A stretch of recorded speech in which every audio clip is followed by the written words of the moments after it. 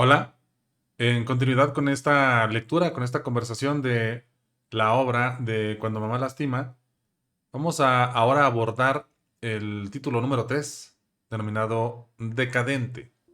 Veamos. Muchos dicen que han logrado algunos de sus más grandes éxitos gracias a su madre. Yo digo que todos mis logros los he conseguido a pesar de la madre que tuve. Quien me ha conocido en la vida adulta no se imagina el pasado que escondo. No conoces las cicatrices de abandono, traición y humillación que tengo y que han quedado ocultas en la profundidad de mi memoria. Quien se limita a la apariencia se encuentra con un hombre realizado, conservado en salud y cuerpo, bien vestido, con una bella esposa y 3 maravillosos hijos que no han hecho otra cosa que llenar de bendiciones mi existencia. Quien se asoma a lo más profundo, ahí donde guardo entre penumbras y misterios mis orígenes, se da cuenta del dolor acumulado a lo largo de la vida, un dolor crónico, persistente e imperecedero. Mi madre era una mujer muy hermosa. Mi abuelo era de origen español, de un pueblecillo de Asturias, y mi abuela la hija de un poderoso empresario del ramo de la construcción en el Estado de México. Mi madre fue hija única porque mi abuela murió de una enfermedad intestinal ocasionada por una bacteria que se anidó en sus intestinos. La medicina de mitad del siglo XX no fue capaz de curarla. Mi abuelo la llevó a muchos médicos en México y en el extranjero sin encontrar una cura para su mal. Después de su muerte, cayó en una depresión que se vio reflejada en malos negocios y en la pérdida de la mayor parte de su fortuna. A pesar de estas vicisitudes, mi madre creció entre algodones, bajo el cuidado de nanas y choferes y estudiando en los mejores colegios de la capital. Estudió arte y literatura y pasó varios años en los Estados Unidos en una escuela especializada en artes gráficas. El abuelo murió cuando ella apenas había cumplido los 18. Le dejó como herencia la casona de San Jerónimo y varios departamentos en otras zonas de la capital. Ella decidió venderlo todo y establecerse con esos recursos, que para una jovencita sola no eran pocos, en Oaxaca. Esa ciudad siempre le atrajo por su capital cultural y culinario. Mi madre se llamaba Constanza y repito, era hermosa, mucho, demasiado. 1,80 m de estatura, cintura estrecha y largas piernas que emergían de una cadera armoniosa, una piel acanelada de terciopelo, con un rostro de finas facciones coronado por una espesa cabellera oscura. Sus ojos verdes eran profundos y denotaban una inteligencia innegable. Abrió una galería de arte por la calle de Alcalá y comenzó a viajar por el mundo, trayendo obras de artistas emergentes, pinturas, objetos de cerámica, tapetes y esculturas de procedencias cercanas y lejanas, provenientes del lejano oriente o de los pueblos de artesanos del país. Conoció las grandes capitales del mundo, París, Roma, Tokio, Londres, Nueva York. Se fue haciendo de un nombre en el medio y comenzó a tener clientes de todas partes del planeta. La mayoría turistas que visitaban Oaxaca y se topaban con su galería en el andar. Eran los años 70, tiempos de luces y sombras, de efervescencia. Un buen día un amigo la invitó a Huautla a comer hongos con María Sabina, la curandera mazateca que ya gozaba de fama. Ese fue el inicio de su romance con los psicotrópicos, con el largo amorío que mi madre tendría a lo largo de los años con cualquier sustancia que al entrar en su cuerpo la hiciera sentirse ligera, incorpórea como espíritu y la elevara hasta el infinito. Una cosa lleva a otra y su grupo de amistades se fue nutriendo de los más psicodélicos personajes. Algunos portaban largas cabelleras y usaban chalecos tejidos por los indígenas. Otros con pantalones acampanados de terlenca, esa fibra sintética que tan de moda estaba en aquellos años. Mi madre vivía en el piso superior de la galería, en un amplio departamento que decoró con buen gusto y que más que un lugar para vivir parecía un pequeño museo. Ese departamento se convirtió en el lugar de reunión de los amigos bohemios de mi madre, quienes entre discusiones literarias y vino tinto fumaban pipas con hachís, carrujos de marihuana o masticaban peyote. Fueron años de locura y libertad que le dejaron como factura el cierre de su galería y la reducción de su capital casi a la mitad. Cuando la fortuna se largó, se fueron con ella los amigos, y entonces Constanza decidió que era momento de preparar el equipaje y buscar otro lugar en el mapa para establecerse. Quedó muy resentida con aquellos que abusaron de su juventud y de su hospitalidad. Quedó frustrada de cosechar soledad y abandono después de ser generosa con todos. Con 2 maletas y el dinero que le quedaba en el banco, se dirigió hacia el norte del país y se estableció en Chihuahua. Encontró un departamento por la calle Ángel Trías, a unas cuadras de la catedral. Desde ahí comenzó a reinventarse. Se mandó a hacer tarjetas de presentación como dealer de arte y con los contactos acumulados pudo comenzar de nuevo. Con su porte altivo se reflejaba su buena cuna. De manera inevitable captaba todas las miradas a su paso. Se inscribió en clases de pintura con uno de los más conocidos maestros de la ciudad, quien había expuesto sus obras en famosos museos del país y del extranjero. Su sensibilidad y destreza con los pinceles comenzaron a ser alabadas y su maestro la motivó para que hiciera su primera exposición. Durante el día atendía a sus clientes y negociaba las obras que caían en sus manos.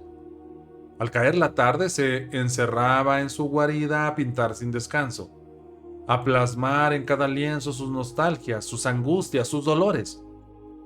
Para inspirarse se tomaba una copa de vino tinto, después 2, a veces 4. El vecino del departamento de arriba, un estudiante de agronomía con el que a veces cruzaba palabras, una tarde le invitó un churrito de marihuana. Y entonces el consumo de evasores regresó a la vida de mi madre. El día de su primera exposición conoció a un hombre alto y atractivo, de cabello rubio y espalda ancha. Enfundado en un traje de lino color camello, llegó al lugar acompañado de un reconocido político de la época. La azul mirada del varón se topó con el verde de los ojos de mi madre y una chispa se encendió. La chispa de una pasión desenfrenada que los llevó a terminar la fiesta en la lujosa habitación del forastero en el más elegante hotel de la ciudad. Parecía que sus cuerpos se estaban buscando desde hacía siglos, y que al encontrarse una ansiosa espera encontraba en sus besos la calma. Luciano Grajeda era su nombre, oriundo de Durango, hijo de importantes ganaderos, culto, educado en el extranjero y director de un reconocido bufete de abogados asentado en Ciudad Juárez. Le compró 3 pinturas y le robó la vida. Se la llevó a vivir con él a una hermosa casa estilo modernista en la ciudad del Paso, Texas. Su bufete estaba en Ciudad Juárez, pero su vivienda en la ciudad estadounidense. Mi madre cargó con sus pertenencias y se dedicó a pintar mientras Luciano estaba en sus asuntos. Se le olvidó preguntarle muchas cosas. Estaba cegada por el amor y disfrutando su presente. Pero Luciano era un hombre con un secreto que sería revelado el día de mi cumpleaños número 2. Constanza se embarazó de Luciano a los 7 meses de estar juntos. La dinámica cambió entre ellos y las ausencias del amante se hicieron más frecuentes. El día de mi nacimiento mi padre se encontraba en Durango arreglando los trámites de una herencia. Mi madre me dio a luz a solas en un hospital de El Paso, un 14 de marzo a las 6 de la tarde. A su regreso, Luciano llegó cargado de regalos para la madre y para el bebé, pero vacío de interés y de ternura. Mi madre cayó en depresión y tuvieron que contratar una nana para que se hiciera cargo de mí. Empezó a tomar una copa a media mañana para calmar sus nervios, 2, a veces 4. Tomaba antidepresivos con vodka, con vino tinto o con tequila. Fue la época más prolífica de su obra. Durante esos 20 meses pintó 12 de sus mejores cuadros. Me pusieron el nombre de Ernesto, en honor a Ernest Hemingway, el escritor favorito de ella. El día que cumplí 2 años, ella empacó mi ropa y la suya. Salió de esa casa para no regresar jamás. La noche anterior corroboró sus sospechas. Luciano tenía 14 años de casado con una mujer de Durango con la que tenía 3 hijos. El papel de amante y señora de casa chica no le interesó a Constanza y conmigo en brazos se buscó otro destino. Nunca volvimos a saber de mi padre, ni ella ni yo. Nunca nos buscó y se lo tragó el olvido. Mi madre se estableció en Cuernavaca. Rentó una casita de 2 niveles. Como antaño, en el nivel superior montó la vivienda y en la planta baja abrió su oficina. Comenzó a promover su obra y la de otros artistas del lugar. Fue recuperando contactos de los años pasados y su pequeña galería fue adquiriendo renombre. La alta sociedad de la ciudad la recibió con los brazos abiertos. Tan bella, tan elegante y fina. Esa hermosa mujer con su adorable bebé. Contrató a Bertila, una mujer de sangre indígena, de la Sierra de Guerrero, que se convertiría en mi cariñosa nana y un personaje esencial de mi historia personal. Crecí entre los comentarios ocurrentes de Bertila y viendo desfilar elegantes personas por la galería de mi madre. Mujeres con el cuello lleno de joyas, con elegantes vestidos de seda floreada, hombres que descendían de suntuosos carros y que no dejaban de lanzarle piropos a mi madre. Pero ella ya no creía en el amor eterno ni en el amor de un solo hombre. Comenzó a salir con uno y con otro. Un día uno moreno, al día siguiente uno rubio. El lunes con un alto, el miércoles con un chaparro. El fin de semana con un viejo para el siguiente sábado salir con un hombre menor que ella. El desfile de galanes era constante y su vida se hizo nocturna. A veces cuando regresaba de la escuela, aún la encontraba dormida en su cama. Crecí protegido por Bertila, quien me contaba historias disparatadas para disfrazar el acelerado ritmo que estaba tomando la vida de mi mamá. Me inventaba historias como que los empresarios trabajaban todo el día y solo de noche podían ir a hacer negocios con mi madre, o cuando ya no encontraba qué decirme hacía muecas de disgusto y me decía que los hijos no juzgan a sus mamás.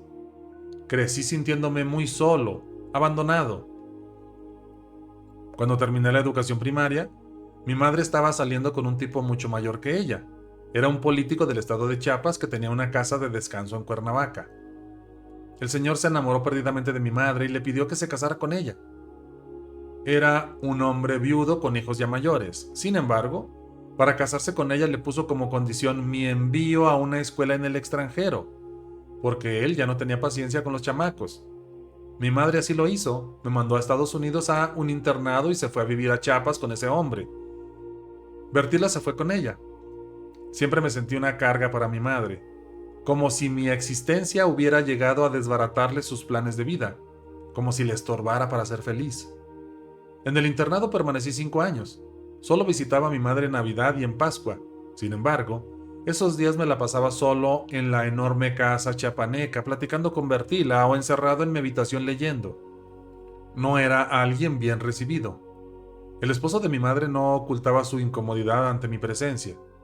Para él, la que existía era mi madre, esa belleza acanelada que presumía en todos los eventos de alcurnia a los que eran invitados con frecuencia. Mi madre dejó de pintar y arrumbó sus atriles y óleos en el ático. Nunca más volvió a tocar un pincel. Tomaba en exceso, pero como su esposo también lo hacía, se curaban las crudas y exploraban juntos los efectos de las diferentes drogas de moda. LSD, cocaína, marihuana, heroína. Los límites eran desconocidos para ellos. Cuando salí del internado de Estados Unidos, me mandaron a Francia. Me dijeron que era importante dominar varios idiomas y que todo era por mi bien. Pasé 2 años en aquel país, realizando visitas anuales a mi madre, quien a pesar de visitar París con frecuencia, apenas tenía tiempo para tomarse conmigo un café. A Aulait, frente al Museo del Louvre. Su desprecio y desinterés hacia mi persona se clavaron en lo más profundo de mi corazón. Un buen día me llamó y me dijo que ya no podía sostener mi estancia en Francia, que me regresara a México de inmediato. Me esperaba hospedada en un hotel de la capital del país. Cuando llegué, estaba ebria y en camisón. Bertila a su lado, en silencio. Se había separado del político. quien en gratitud por los años juntos le dio una gran suma de dinero y le pidió que abandonara Chiapas a la brevedad. Después me enteraría que encontró a mi madre con otro hombre en su cama. Por fortuna no la mató. Allí estaba mi madre otra vez sola, ebria, drogada, con arrugas alrededor de sus ojos y de la comisura de sus labios. Los años y sus excesos se reflejaban en el color cenizo de su piel y en sus ojos sin luz. Esa belleza indomable estaba dejando sus mejores tiempos en el pasado. Yo ya era mayor de edad y decidí alejarme de ella y fabricar mi propio destino. Renté un departamento en la colonia Condesa y conseguí un trabajo de medio tiempo en una reconocida agencia de viajes.